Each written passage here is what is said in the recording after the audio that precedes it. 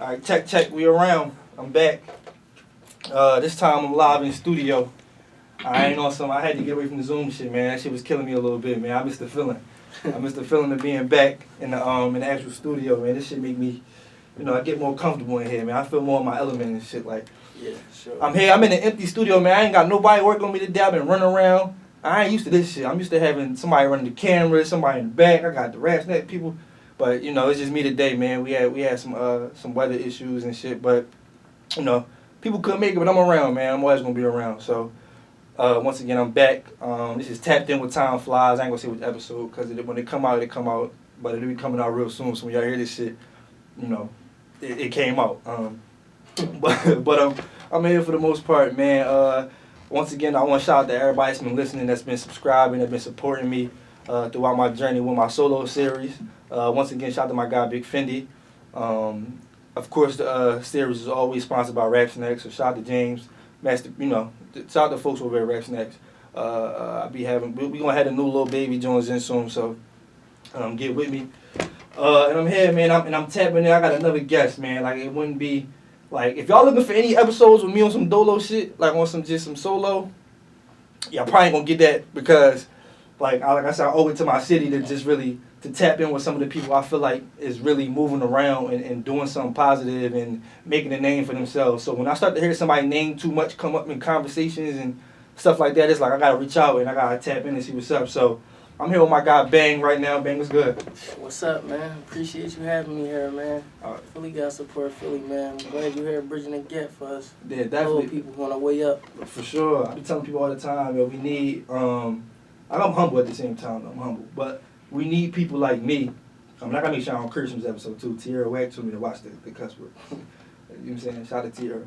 But yeah, like we need the people like me that's kind of that's gonna do this, like, and not just talk about it. Like I came from those Clubhouse conversations with everybody and a bunch of Philly people. We get on there, we talk, we connect with each other, and it's like a bunch of like just talk, and I don't really be seeing nothing come of it. Like not enough action. Like, yeah, so I'm one of them people like, man, listen, I'm going to take all the connections I make off here and put some effort behind it and make sure something come out of it. So this series was something I already had in my mind.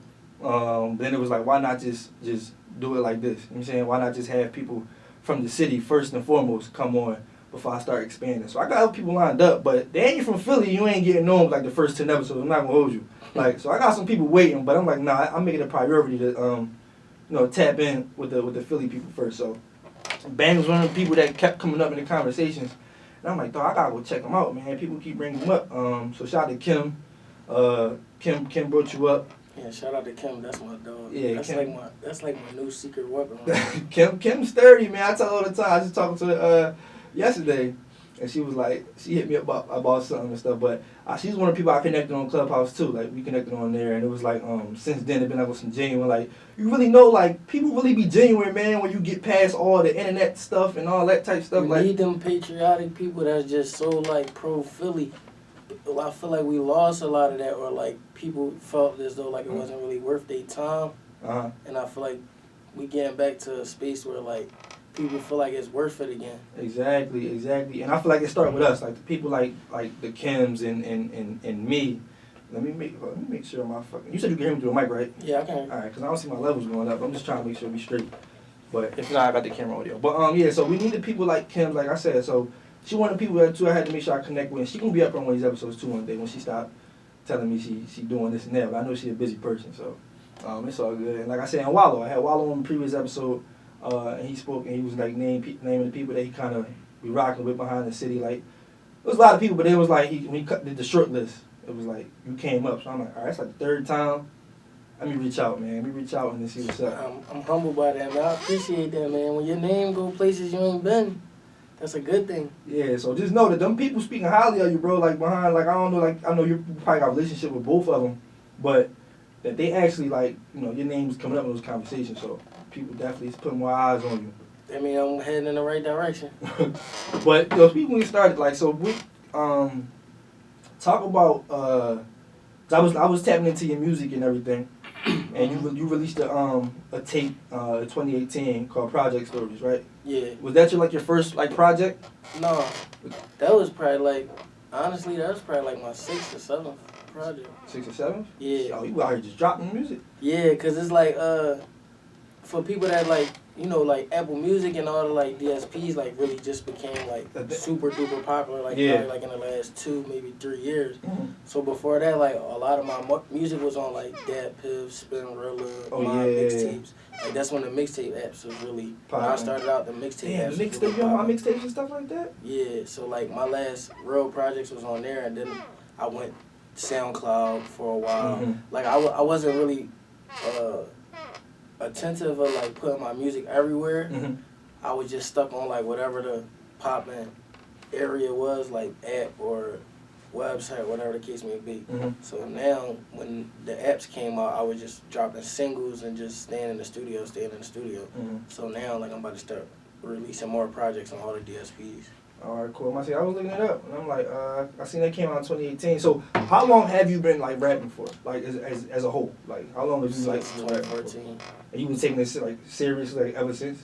Yeah, like from the first time I started, Mm-hmm. the first time I went to the studio, it was never a week that I didn't go to the studio since the first time. Mm-hmm. So like since I started, it been like serious for me. But me like operating at the level that I'm operating at now, like seriously, like just like really like traveling and booking studios wherever I travel to, making sure I had cameramen with me, photographers, like reaching out to producers, linking up, just traveling strictly for music. Right. Like I would say like probably like the last 3 years. 3 years, okay. So you decided to make the turn and kind of thing. Cause you honestly, you really need that now to like kind of like to like you need that some like I said, a photographer or somebody behind you to capture every single moment. When you're in the studio, whatever you're doing, traveling, in the studio, like all that stuff really makes it like so much more work. Cause that's just expensive. Like yeah, it's expensive. all together before you actually get to a point where you starting to see the return from it. Like all that stuff really can like. So it's a lot of motherfuckers that come in, they start and they don't really make it past that. They put all this money in and they give up too quick because they ain't really seeing the return on it. And you know. One thing, I don't think I ever said this in the interview neither, that I think artists, like when you first start out, whether you're young or old, the one thing I wish I would have did that took me a long time to realize is that once you decide to be in this, like music industry, whether you being like a rapper, a videographer, or whatever, you gotta get away from your regular friends and get creative friends because that's how you save money. You feel me?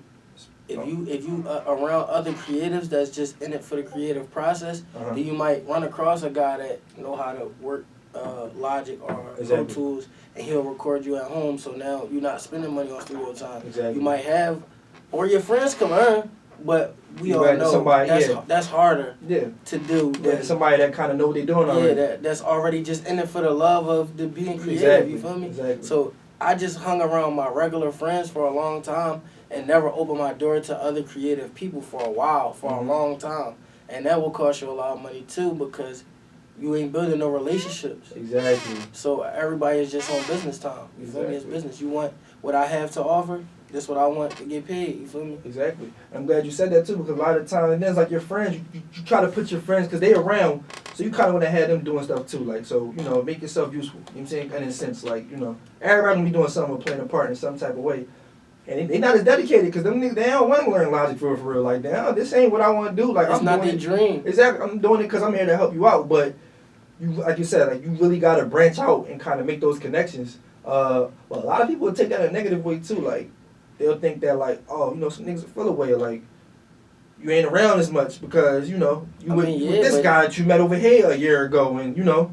And that's one thing you gotta learn too is the people. What I learned is the people that's in it for you is gonna be there, and the ones that can't be there is gonna understand why you can't.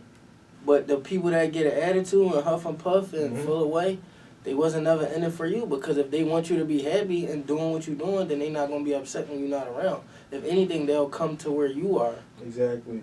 That's why you gotta separate, man. Like I said, somebody told me one time, they was like, make sure that you friends before, like, that you're really friends with somebody. Say if you're working with somebody and that y'all homies and y'all get into a business or something together, make sure that y'all friends before y'all actually get into business, because that a business relationship and like a friendship two totally different things. Like For two sure. totally different things. So you might get into that.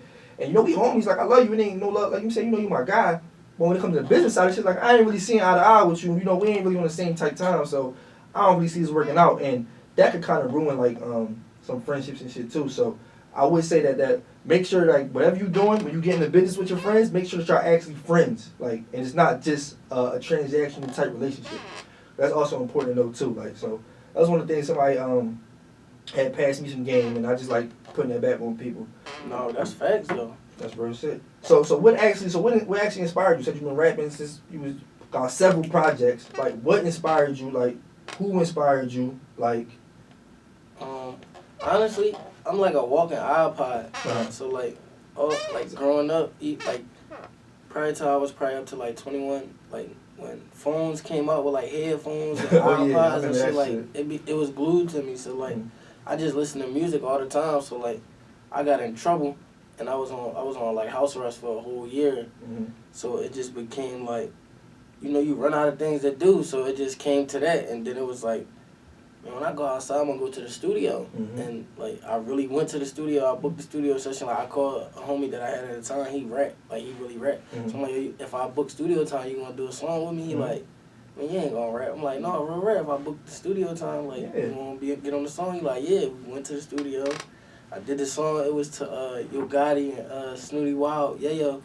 Yeah, yo. Oh, you know that, yeah, yo. Did this song, you know, sent it out to everybody, all my friends, and like niggas was like, yo, this is like a little catchy, like yo, you don't really got no flow, but like if you get a flow, like what you saying is actually hot, like. So I just like kind of like stuck with it, and then like I started like having like fake rap, like beef. Like no, I had like beef in the streets, but like I know what you mean. It turned over to rap beef. So it was like that was kind of like my motivation in the beginning. Like for real, it was just like the alright, what they saying? Right, that make you want to get in the booth and bite their head off. But it kind of helps you because you're so worried about what the other person gonna say and their response that you really putting your all into it. Exactly. Like you making sure like it's not like. No, they can't say this corny. Back to this. The beat can't be corny, like, so you really putting your all into it. And me, I just don't like to half-ass anything, so I just really just stuck to it. Like, I call it the gym. I just got in the gym. Right. Yeah, that's like a good, that'll actually add fuel to the all that, like, just starting out, and then you get in, like you said, you know, the rap beef stuff.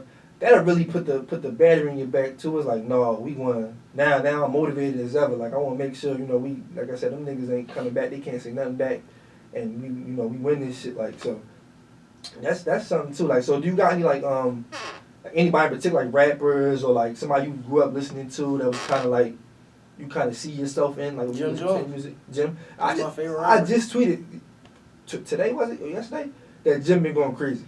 That's my favorite rapper though. And I just liked how he just came from the background, but he had everything that rappers had. You feel me? He had the charisma, he had the style, he had the personality, and then he just brought it all to life. You feel me? And then really, I like how niggas didn't really care for him. You feel me? And he made niggas care for him when he came with hits. That exactly. It's like when niggas don't got no expectations for you, and then it's like, all right, cool, ain't no pressure. You feel me? When people coming in like, oh, this the hottest nigga in my hood. This the hottest nigga in my hood. Yeah, it's like, damn. Like, now, they take you waiting to see, like, all right. You feel me? You the hottest nigga in the hood. If you do one thing that don't oppress them, now it's like, their reactions is killing your confidence. You feel me? But it's like, if you the underdog from the rip and niggas not, because that's how I was. You feel me? I was already popular before music. So when I started rapping, it was like a joke. You feel me? That's how it always is. People ain't gonna take it serious if they see you taking it serious. People didn't really start taking me serious as a rapper until the last year when I started acting like an artist. I had to make people respect me as an artist. Like when I started, people started seeing me going to the studio in LA or going to the studio in Miami or going to the studio in Atlanta or working at these popular studios that people know rappers be at. It's like, all right, now it's like, oh yeah, he a rapper now. Like for some reason it's weird like that. It is, no. Because I go to the studio in Philly 4 times a week, but niggas don't care to see me there. You feel me? Because they need to see you with somewhere else in a different space. Like, oh no, this. People just feel like, I guess, like you taking it serious. You get what I'm saying? Like, I guess, like you know how like you could be like a basketball player and you could like kill every tournament in your city, but if niggas don't see you on AAU, they feel like you ain't in McDonald's can't really say you tough. Like you ain't really, you know. Yeah, I feel you. Did that like kind of like how did that though? Like realizing that like people wasn't gonna take you serious until you start putting yourself in different spaces. Like did that like discourage you in any way, or that made you just want to go harder? No, because at the end of the day, one thing I learned, music is music, so it really don't matter. Like, all that's going to discourage you when it's not working. You feel me? Because it's not working, so you're frustrated. Right. But what I learned is music, so it's like, if I'm going to capture new fans every time I drop music, whether it be 1, 5, 10, 2,000, you feel me? I know I'm going to get at least one. But the whole thing is, if I drop this kind of song, I got 2 fans. When I drop this kind of song, I got 5 fans. So it's like you going to be figuring out what works, what people want from you, and what you want to give. Because that's another thing when you do music, you gotta understand what people want from you. People look at me and I got a tattoo in the middle of my face, so they automatically gonna think like I want some gang. I want to hear what you talking about. You feel me? Yeah. So if I want to make some club shit, I like niggas probably not gonna want to hear that from me until I get established. You feel me? They want me like, are you saying you a street nigga? You saying you from the street? Yeah, you music gotta go how you Give look. us some stories. Give us some real life shit. Show us that you really come from this, and then you could feed us whatever else you want to give us. And that's one thing I learned. But I mean, if you really believe in what you giving to the people, like your art, then you gotta just live and die with it. That's what I do. Right. That's why I make sure I give it at least 110%. So then if it don't work, and it come to a point where life tell me it's time for me to move on, I could do it with no regrets. Like, I gave myself a chance. Instead of me saying, yo, I can't believe I ain't make it, but I was paying $400 for my videos and $1,200 for my sneakers. Damn, exactly. It's not adding up. And I always say too, people, you can't let other people define what success is for you too. Like one time I was in an interview and I had somebody ask me like, yo, why do you feel like, this rapper ain't blow up? Or why do you feel like, Fat Easy or Core ain't biggest like? And I'm like, bro, what's blown up to you? Like, you don't know when he started rapping, you don't know how big he wanted to be or what level he wanted to be at when he started rapping. Like, so when outside looking in, you can look at him and feel like, he ain't probably on a Drake level. Right. But you don't know what success is to him. Like, he might have just wanted to make it out his crib, like his mind spot, and move to a different part of the city or something, like, and the nigga look at it like, yo, bro, it's success to me. Like, so a lot of times people gotta stop defining success for other people. Like, so you, like I said, you never know what that man wanted out of this shit. Like, he might have just wanted to get a car. Like, me personally, I would love to be a super mega big star. For sure. $100 million, everything. For sure. But me personally, I just know I got a story to tell, and I just want to be able to make a living doing it. Exactly. Feel me? Because when you rapping, like, it really don't really hit you until you start reaching people places you never been. Like, I had a nigga hit me up from Memphis. Like, bro, I got a t-shirt printing company. I listen to your music all day while I'm printing 300 t-shirts. Like, you mind if I print up a t-shirt that just say, like, bang, bang, no regrets? Yeah. I'm like, damn, like, bro, I never been to Memphis, bro. Like, how you even find me? Exactly. And then, when you found me, like, you related to me that much. Exactly. Like, you listen to me every day. I help you get through your day. Like, that mean a lot. So it's like, if I could do that, because, like, when I go to concerts, bro, I love to stand on the side of the stage because no matter who performing, like, the highlight of the whole concert to me is when the artist is right there and the person that's announcing them, and that 4 to 6 seconds when they come from behind the stage it's like, bro, it's like, what the fuck, like, that rush, bro, it's like you feel it through your veins. It's like, damn, bro, like, what I got to say really affect these people that much that, like, niggas stand in rain, sleet, hella snow, like, travel to come see you and hear, like, your thoughts. Exactly. Like these really your thoughts. Like, I'm rapping about, like, your life, some pain that it was caused to me, and somebody else somewhere else is like, it's helping them with their pain. Like, exactly. That shit gotta be surreal. That shit gotta be like just. I got this story all the time. I don't think I ever told, but I kind of had that type of moment. It was a moment where I realized I didn't want to be a regular, like, person. Like, on some real shit. Like, not regular, like, listen, you're a regular nigga, be a regular nigga, that's cool. Nothing against it. But one time I went to, like, I think Fab had like a walkthrough or something at the club or whatever. And I was there or whatever. And I'm chilling, I'm in General Pop. I'm in there with the people, I'm in there with my brother. I just popped in real quick, I mean. And when he came out, I just seen the reaction, like, everybody in the entire club, from the niggas, the chicks. He had all the baddest chicks in his section. Everybody was just all that.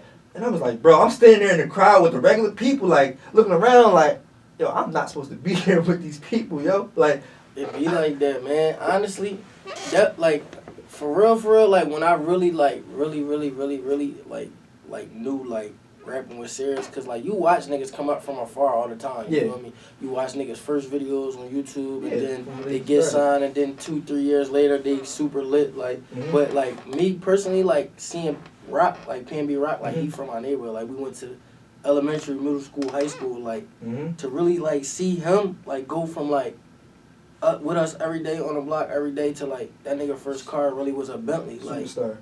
Like no, just seeing him to never know how to drive to like when his first car being a Bentley, like that's when I knew like, alright, this shit's serious. Like niggas getting really rich. Like it's not like, alright, niggas just getting fame and all that. Like no, niggas really getting rich out here. Like off music, like really rich. Like and then, I got some shit to talk about. Like, for sure. Like I want the money too, but music.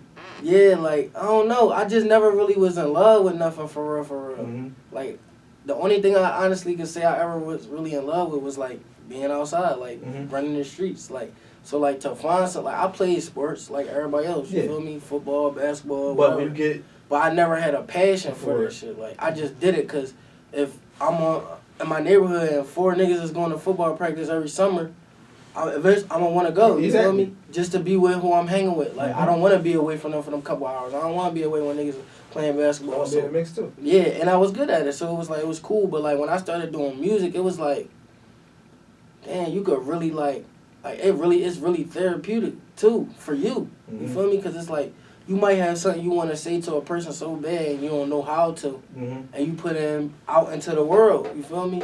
And you just like it's plenty of songs where I like really got real deep and personal that never might not come out, but I just needed to get it out. You feel me? And sometimes you can't really talk to people, so like that shit, it really helped. Like completely understand. That's great. That's good that you so in touch with what it is that why you win it. Like sound to me like just from listening like that.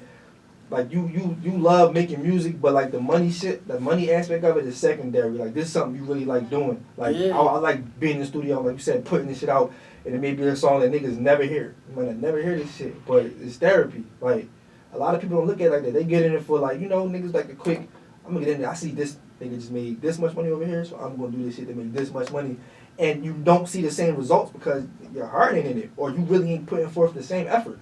So you really gotta have that mindset to where though you feel like, what am I really doing it for? Like, am I doing it for the music, or am I doing it because am I doing it for the money, or am I doing it because I like to make music?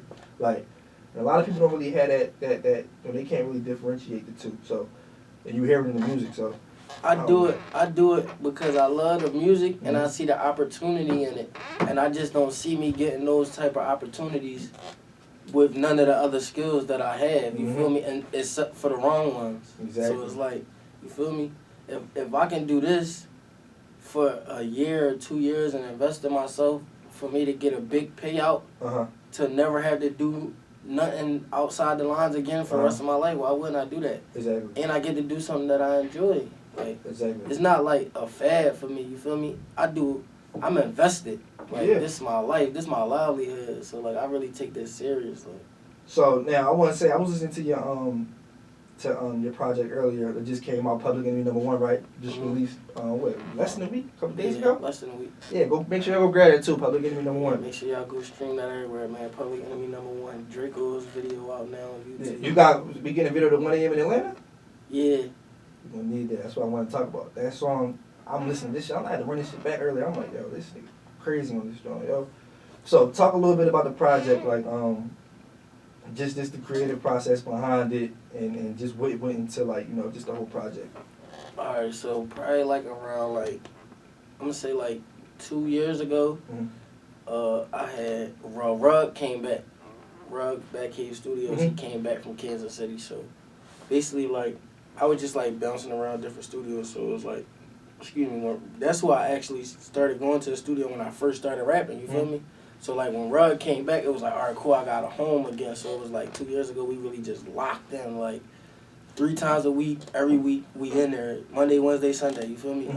Every week, like clockwork, we just locked in. So at first I just locked in, just getting comfortable, just getting in the flow of like just going to the studio and just coming up with a process, like, cause it would be times I would go to the studio and I never really knew how I like got to like ideas and shit. So like first I came up with my process. I got my process art, cause I go to the studio usually like alone, maybe like 1 or 2 people. If it's people in the studio, they either cameramen or producers. But like, so I started seeing that like, all right, boom, I like my vibes chill, you feel me, by myself. So at first it was really kind of hard for me to get production. So I was just YouTube heavy. Just YouTube all day, YouTube all day, YouTube all day. So then it just got to the point where I just started releasing songs on SoundCloud, releasing sounds on SoundCloud. So then I started like kind of like getting a feel of like what type of beats I like and certain producers. So then I narrowed like my YouTube surfing down to like certain, 3, 4 certain producers I go to. Like, all right, I'm trying to make this kind of song. Me and him gotta lock in, right? Gotta, you know what I'm saying? Then I got to that point. Boom, I started working. Then I just started working on songs, like real songs, like really giving that thought process. Like, all right, what do I think? I think of an idea. Where do I think this song could go? But then sometimes I go in there and it be effortless. You feel me? So it's kind of like when I go in the studio, it's like I gotta have a mood. If I don't have a mood, I'm not gonna make no music. You feel me? Like when I'm angry, I make my best heartfelt music. Like when I'm on some like. If I'm feeling too good, I might make like a song that's not really like for me. You feel me? Or like people wouldn't really expect for me to make. Like I'll play you some variety of songs, you'll be like, damn, this some gangster shit. Like, damn, this shit make me want to shoot the club up. But then I'll play you some shit, you'll be like, yo, why you never put this kind of music out? But I just know like my fan base is building and they not ready for that yet. They ain't ready for that. You throw it like a little. So when I came with this project, that was my whole focus. Like, this is for the people that been with me from the beginning, because I haven't put out a project in a while, you feel me? So I'm like, this for the people that been with me, know my sound, know what I'm coming to. I'm going to give you the new sound, but the same raw street ruggedness that niggas want from me. So like when I came up with the song, what songs to use, I was just like, all right, I'm going to start it off raw. Like, so when you get to the first 2 songs, Dead Niggas and Dracos, you like, damn. Yeah. You like, damn, this nigga on something. This nigga running. You feel me? But then it's like, when you get the flashbacks, it's like, damn, like, this nigga on some, like, I'm just taking you through my journey of, I'm still in the streets, but I'm not doing the same things I was doing.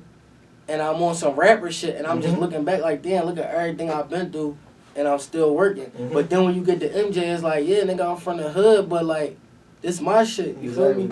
And then when you get to 1 a.m. Atlanta, it's like, damn, like, it make you want to dance. I pictured the vibe, I'm like, yeah, yo, this shit. Run that back real quick, bro. And then it's like, when at the end, when you hear Cold Hearted, it's like, damn, like, that's the Philly song, like, I feel like I want people to hear that and feel like they riding through Philly. I'm a Philly nigga. Like damn, like I'm cold hearted, but like damn, like this city crazy, like the city crazy is cold. I want you to feel like it's you walking down Broad Street and it's 0 below outside. And you can see your breath coming out. Like no bullshit. A lot of niggas don't know that feeling, bro. Like that's crazy. You can picture that exact moment and make that into like this how I want this song to sound. Like, right. Cause even down to like the titles of the songs and the title of the project, like the title of the project is like me, but it's like it's subliminal at the same time, because it's like if you don't know me, somebody gonna be like, why he feel like he public enemy #1, you feel me? But then when you listen to the music, you gonna be like, oh, this nigga got some shit going on. Piecing it together throughout the whole project. Like you could read between the lines, and it's not just like a bunch of songs, but it's like that's just like I just wanted people to know, like I'm not just in the studio just taking pictures or dressed up and shit. Like, you got them niggas being there doing come out 1,000 pictures with no songs made. Yeah, but we was in there working. Yeah, and that's just like the advertiser, like my main project, like my baby, like got No Regrets 5. Yeah, I'm coming right back in April. Like I ain't playing around, but like No Regrets 5, like that's the one, like that's my baby. Like I've been working on this for the past year. Like I've been back and forth to Atlanta, LA, producers from all over the country. So tech locked in. Yeah, like we locked in. I'm talking about like I done mixed certain songs 3-4 times already. Like this my baby. Like so when I come with this, like I feel like that's my graduation gift to myself. You feel me? Like I went about it the right way. It's all custom production. You feel me? It's gonna be mix and master. It's a couple big features on there.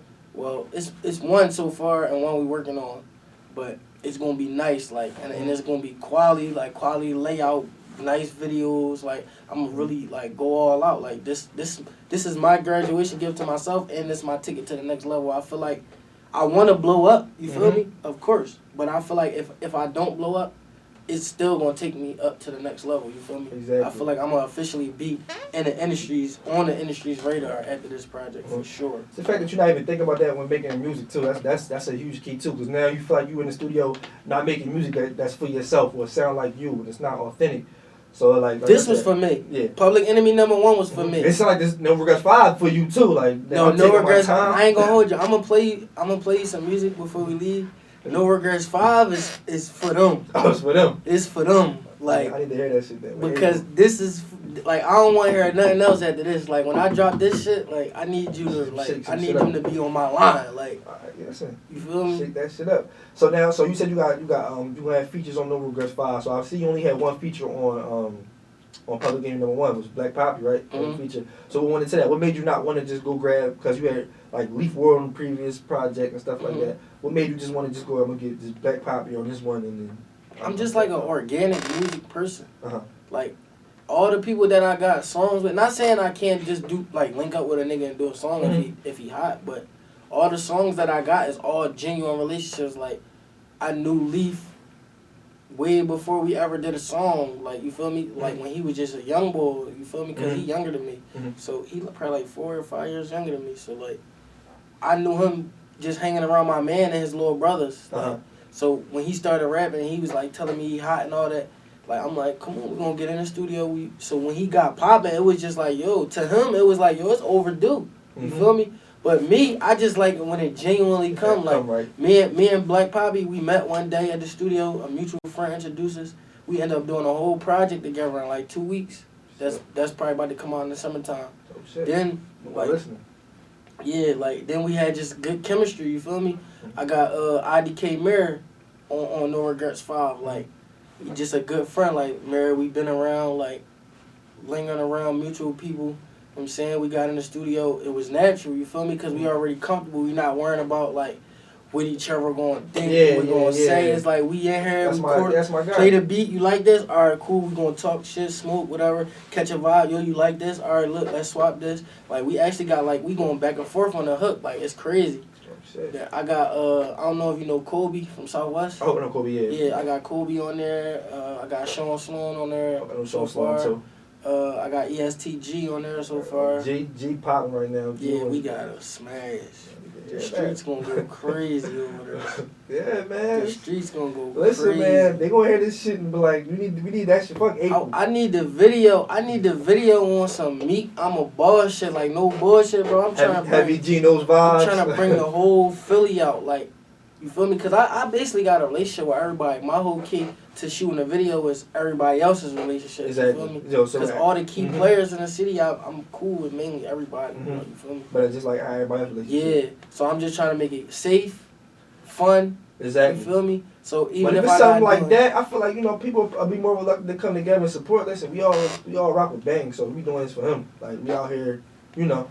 That's what I be feeling. Niggas can put their bullshit to the side for one day for the betterment of the city. I'm with it. You feel me? It's open arms. For sure. So yeah, man, that's sounding like it's. Listen, we can't wait till that No Regrets 5 shit drops off. We need to hear that. So another thing I want to talk to you about too. So we spoke about the music. We talked about the projects.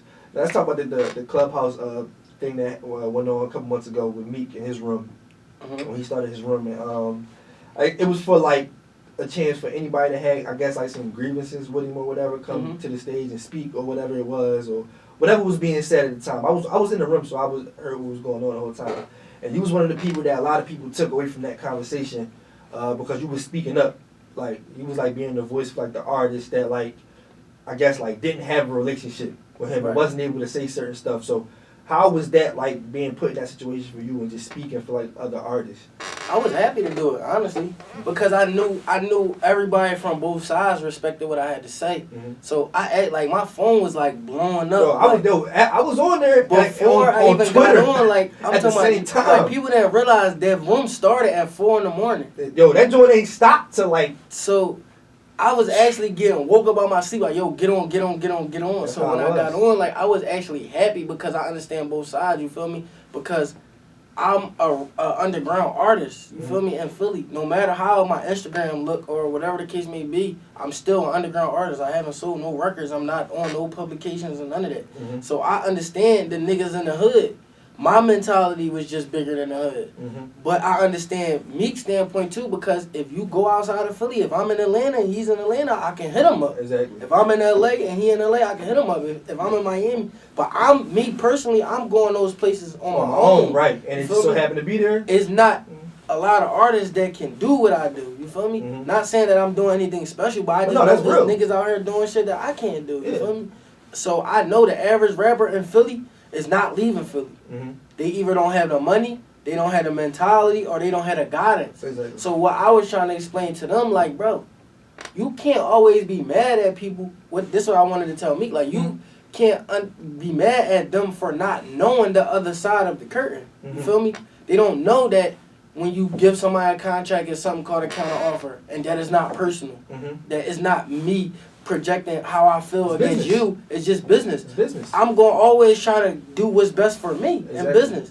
And it's your job to do what's best for you. You don't get what you deserve. You get what you negotiate. Exactly. So he should have explained that, just like how 21 Savage said T.I. explained to him. He said he told T.I. he won $1 million. T.I. told him, said, I can give you $1 million, but if I give you $1 million, I'm going to have to take all of this, then you not going to have nothing. I don't want to do that. Let me give you this where you can grow, eat, and establish yourself with your family and be all right. And he understood that. See, sometimes we don't understand things in proper terms. You feel me? Niggas is in the hood all day. Niggas ain't reading the contract. Me personally, I'm a little sharp because I actually like school and shit. But so I'm not like the average niggas I be around. But I know niggas that's smart. They just smart in their own way. If you explain certain things in certain ways, and they'll understand it. But if you say the proper term or something, they not gonna know. You feel me? So sometimes you can't fault people for not hurting. And a lot of niggas is mad that they not getting certain opportunities from certain people, and they don't know that how to get to these people, how to approach these people, how to capitalize off being certain places. Exactly. That's the main things you should worry about, because like when I got in that room, I capitalized off that. After I spoke up for everybody, yeah, I'm still 200,000 people in here. I'm trying to play some music. Yeah, play some shit. I'm trying to, cause yeah, that's cool too, but me speaking up for everybody still ain't gonna get nobody nowhere. But if I can showcase my talent and I could get some plugs, like I left with Kim. You feel me? I met Kim from Clubhouse. Like, you feel me? That's a plug. That's what I'm saying. I linked Kim with 10 artists this week. You feel me? So it's like, that's how it's going to start. You feel me? I'm not about to sit around and be like, yo, oh no, when I get on and this, that, and the third, yeah, I can do that, but the little bit is what I got now, it's not taken away from what I got going on. I can still text Kim right now or tomorrow, whatever. So me introducing her to everybody else is not taken away from me. I told nigga, as soon as I met her and she showed me what she could do, I said, do you mind if I tell people? Like, I ain't one of them boys. Like, I was the same way. I'm like, bro, when she showed me what she can do, like, you feel me? I'm not going to put her business out there, but when she showed me what she can do, I'm like, yo, I can link you with whoever, like, whoever you want to get next to. Like, because I know niggas that need this. You feel me? I needed it, and she'd tell you, like, bro, I told her thank you 1,000 times, like, because she don't understand, like, she gave me little small pointers, bro, like little shit, bro. But it's so big to somebody in my predicament because we don't know. Exactly. Like, we in the hood all day. Like, niggas just think, like, rapping is just going to the studio, putting your shit out, and you gonna blow up. That's the smallest part of it. You feel me? Yeah. Like, connections is everything because, like... relationships. Yeah, bro. I ain't gonna hold you. Like, relationships is everything. Like, Clubhouse was a lesson. Clubhouse was a lesson. Because if you didn't take nothing away from Clubhouse besides all the negative shit, for one, you had all the biggest power people. And it was so easy to connect with them. It's easy. You had all the biggest people in Philly on there, whether it was A&Rs, whether it was producers, whether it was curators, whether it was A&Rs, anybody behind the scenes, everybody was on there. So if you got just like noticed like I did, or the other rappers, few rappers that was on there, Ryder, Kobe, a couple other niggas, if you was on there and blessed enough to get some recognition, to get that conversation, that was a blessing at one. For two, all the people on there now they know who you are. They checking for you. So if you got anything they feel like they can work with, they gonna reach out like most people did to me. Exactly. For 3, you got a chance to showcase your music, and for 2, he just gave the whole industry a silver platter and told them, listen, this is who I want from Philly. This is who I don't want from Philly. It's free rap. You feel me? Come get him. Exactly. Like, so he blessed everybody. I DM'd the nigga as soon as I got off Clubhouse and said thank you, because what everybody else took from it is not what I took from it. I took from that the biggest rapper in my city just gave me a platform to tell the world that what I say matter. Exactly. And that he respect what I got to say. So if he respect what I got to say, what makes you think these other people that's listening, like, you know what I mean? People was like, yo, I heard you speak on Clubhouse. Exactly. Yo, you got a new fan. 5 racks, almost 6,000 people in that, and on stage we got Swizz, we got literally everybody, bro. He put me in a room with Swizz Beats and fucking 21 Savage and everybody, Joe Budden, a bunch of motherfuckers. Like, that's a gift in itself. That's a oop.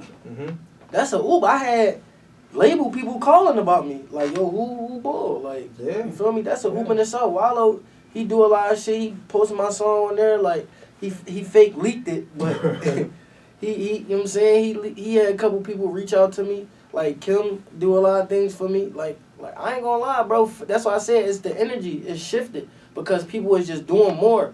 Like, you reached out to me because you heard that I had things going on. You seen what I had going on. You seen that I'm working towards something. Exactly. You reached out. Your platform, my platform is going to help each other. Exactly. It's going to build. You feel me? Whatever fans that I got now, they coming to see who you going to interview next. Exactly. You feel me? Now people that listen to your podcast going to see what new music I got going on or see what's new heights for me. And that's how it works. That's how it's supposed to go, man. Like, a lot of times, people got to take what you take from that. Like I said, like you said, everything you said was 100%. I agree with everything you said. But a lot of people don't really know how to, like, really recognize a real opportunity, man. They really think it's the end-all, be-all is compensation. Like, getting paid, I need to see money. No, bro. Being on that platform is the compensation, bro. Now, what you gonna do with it? Like, this the opportunity. I go to Atlanta at least twice a month. Mr. Ruggs didn't know me before that. He know me now. Exactly. And now we at Cotton Cove. If I go it's to lit. his place of business or whatever the case may be, it's all love now. It's acknowledgement. Yeah, now we at Copper Cove and it's lit. And I've been in, you know, I'm not the next being there. You know what I'm saying? So, exactly, bro. That shit, that's real. Everything you said, I agree with 100%. Like, so, for y'all listening, like, really, like, take heed, because everything he just said was 100% true. And just start realizing opportunity, like, and value relationships too. Just connecting, and it's all about who you know, and just, like you said, keep putting out music, stay dedicated, stay consistent, you know what I'm saying, for the most part. And, you know, shit going, it's only gonna go as far as you want to take it, like. Consistency is definitely the main key. Exactly.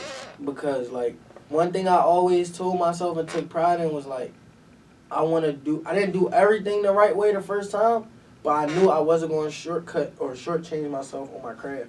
So I knew I always wanted quality sounding music. So no matter how much the studio time cost, I was going to pay as long as it was affordable and that it was quality. And my videos, I take that very serious. Like, I be trying to tell niggas, like, when you looking to be a rapper, look at the rappers that influence you or that you idolize or that you look up to or that you listen to the most. Like, look at them. Whether it be their image, their lyrics, whatever, just look at them, the rappers, the 5 rappers you listen to the most, and nitpick at what did you like that made you start listening to them. Was it the music? Was it the image? Was it the videos? Was it the beats? Something. Like, you feel me? And then I take a piece of that and I implement it into me. You feel me? When I look at niggas like, why do them niggas get fly? Or them niggas do this, or them niggas do that. This how they do their videos. This how he sell himself. This how this person sell himself. Or that. I've been through that. I did similar shit to that. I can do that. I could, but twist it put it my own way. You feel me? And I just try to always be a student of this shit because there's no one way to skin a cat. No. You feel me? No. See, and that's one of the reasons why I always ask too. Like, who inspired you? Who you listen to? Like, what made you?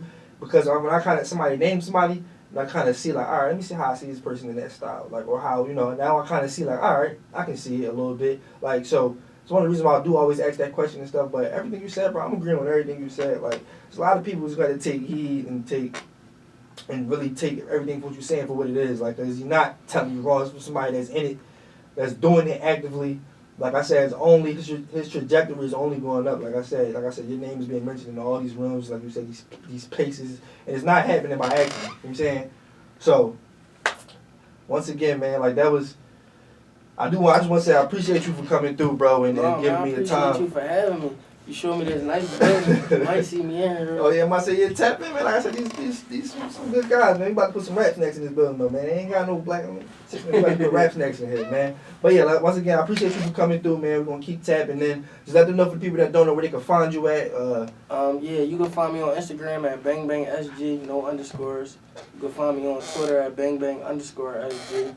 My SoundCloud is BangBang, the number 1 EYE. That's BangBang 1 I.